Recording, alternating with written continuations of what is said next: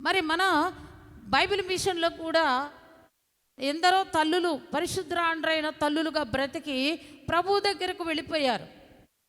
వారు కూడా తమ భక్తిని ఎలాంటి భక్తిని చాటుకున్నారు అంటే ప్రభు సన్నిధిలో గడుపుచు ప్రభు కొరకు ఎన్నో స్థలాల్లో వాడబడుచు సంఘములను బలపరచుచు సంఘములలో బలమైనటువంటి కార్యములు జరిగించుచు గొప్ప ప్రార్థనలతో ప్రభు సన్నిధిని సమీపించి ప్రభు కొరకు జీవించి ప్రభు దగ్గరకు వెళ్ళిన కొందరు స్త్రీలైన వారు మన బైబిల్ మిషన్ వారిలో మరి ఉన్నారు. అందులో మనం ప్రధానంగా జ్ఞాపకం చేసుకుంటూ ఉంటాం తల్లిగారు పీజే గ్రేస్ అమ్మగారు విజయవాడ.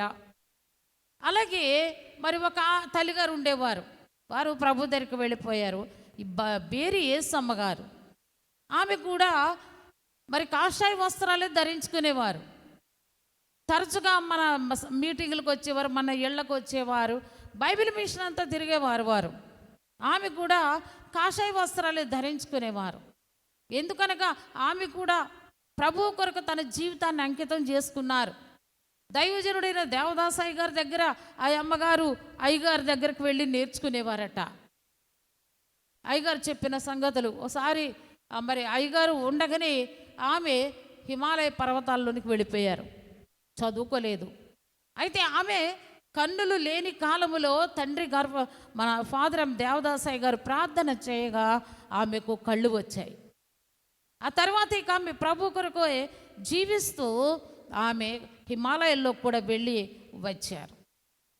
ఆమె మరి ఎన్నో స్థలాలకు వెళ్ళేవారు. ఆమె చేతుల్లో చిడతలు ఉండేవి, చిన్న చిన్నవి ఉంటాయి. పాటలు పాడుతూ ఉంటే చిడతలు కొడుతూ దేవుణ్ణి మహింపరిచేవారు.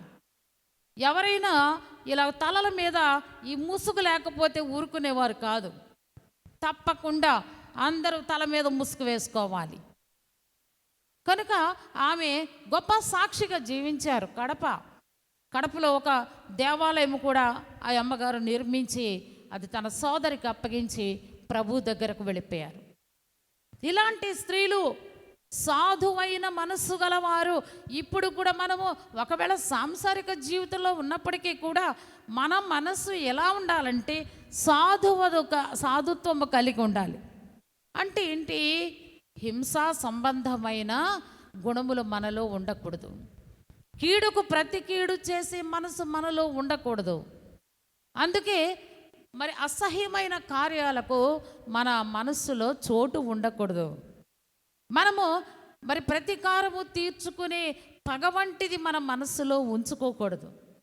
అవి సాధువైన మనస్సు గల వారిలో ఉండే లక్షణాలు కాదు.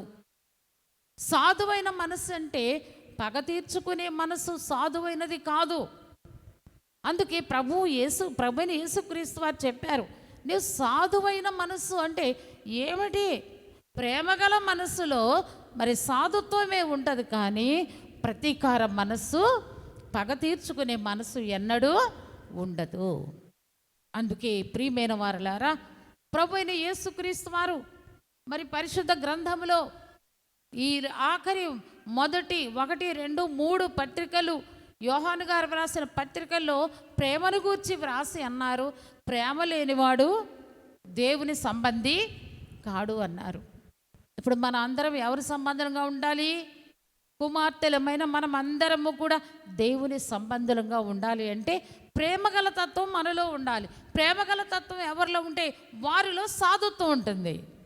కనుక సాధువైన మనస్సు కలిగి ఉన్న కుమార్తె రేపు మధ్యాకాశంలోనికి రాబోయే వరుడైన ప్రభు అయిన యేసు క్రీస్తుకు సరిపడినటువంటి వధువుగా ఉంటుంది. కనుక మనం అలాంటి వధువుగా సిద్ధపడుతున్నామో లేదో.